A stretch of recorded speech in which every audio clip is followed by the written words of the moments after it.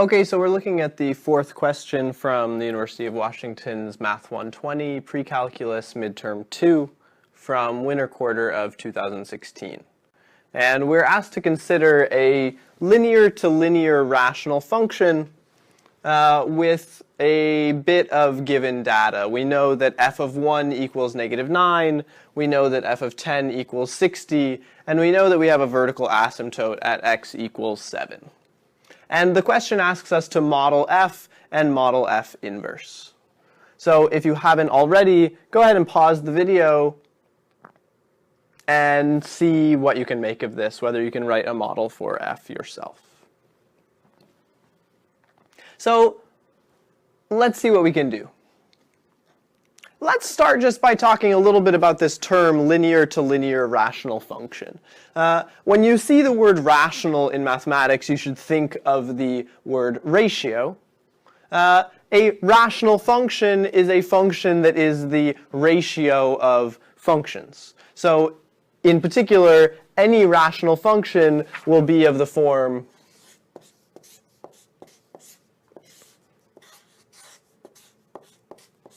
f of x over g of x. And what does it mean when we say a linear-to-linear rational function? Well, this linear-to-linear bit specifies that we're talking about a linear-to-linear ratio of functions. So we're looking for something that's of the form ax plus b over cx plus d. Now, there's something clever we can do here to make our lives a little bit easier. The way that we've written this right now, we have 4 unknowns, a, b, c, and d. But we can manage to, with a little bit of manipulation, rewrite this in a way where we actually only have 3 variables involved. So how can we do this?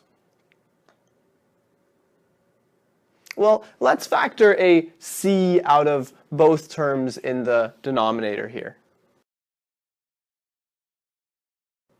Now, I can take this c and bring it into the numerator like so. And now I have a completely equivalent function to what I had at the beginning, although instead of having a coefficient in front of both terms in the numerator and both terms in the denominator, I've managed to write my function in a way that I only have 3 coefficients here.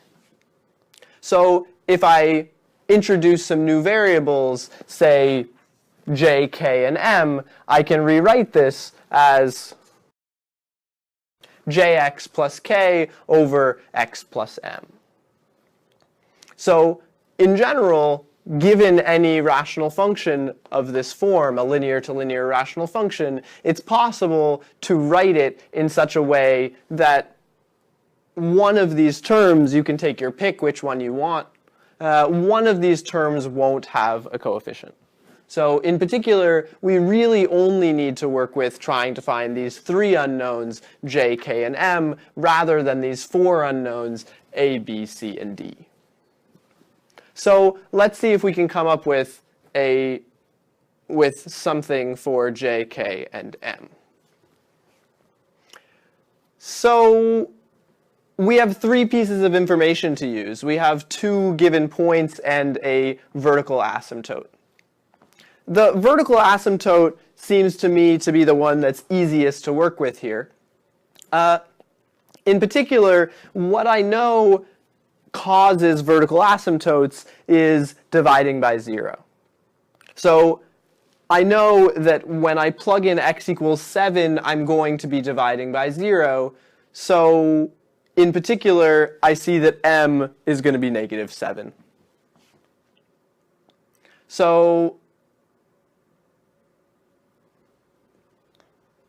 I'm now realizing that back here when I wrote f of x over g of x, I shouldn't have quite written this because I'm using f as the total linear-to-linear rational function. So I'm going to change this at this point. I'm going to switch this to h of x.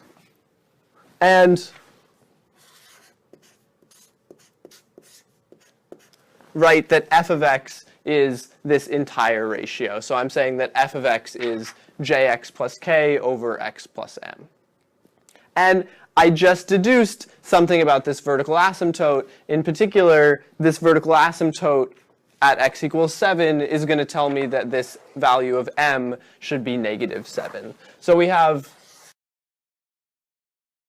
So now I just have two unknowns, j and k. I have 2 points here and here. Plugging these 2 points in will give me a system of 2 equations, and I should be able to solve this system of equations for my 2 given unknowns. So let's get our system of equations from this. Plugging in our first point, we find that negative 9 equals j plus k.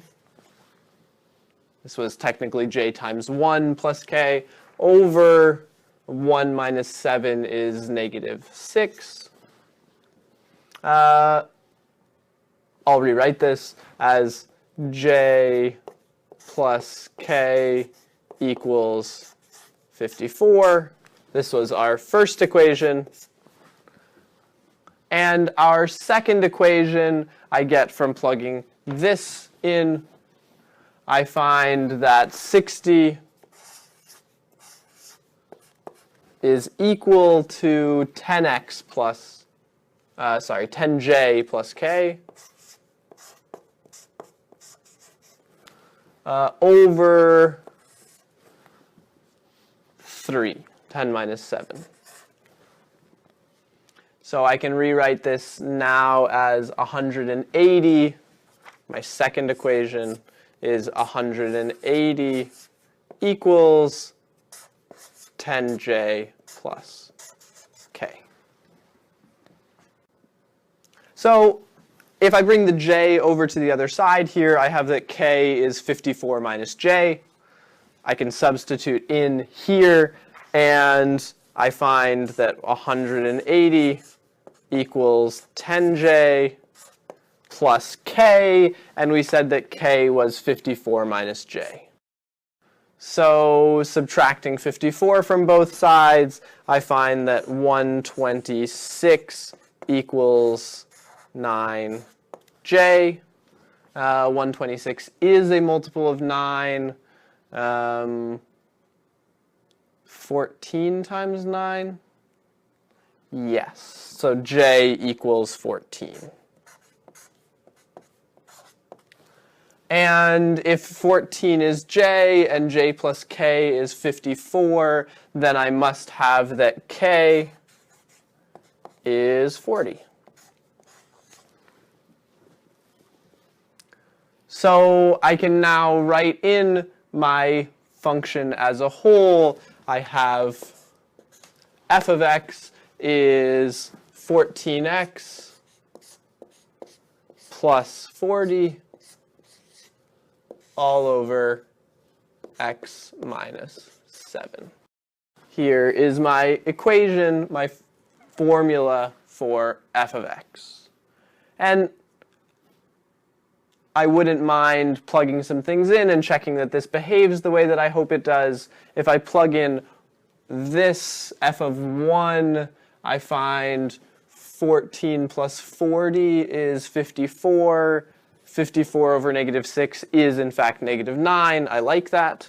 And if I plug in 10, I get 140 plus 40 is 180. 180 over 3 is, in fact, 60. And I do have a vertical asymptote here at x equals 7. So I'm quite happy with this as a solution for the first part of this question, which asks us to model f.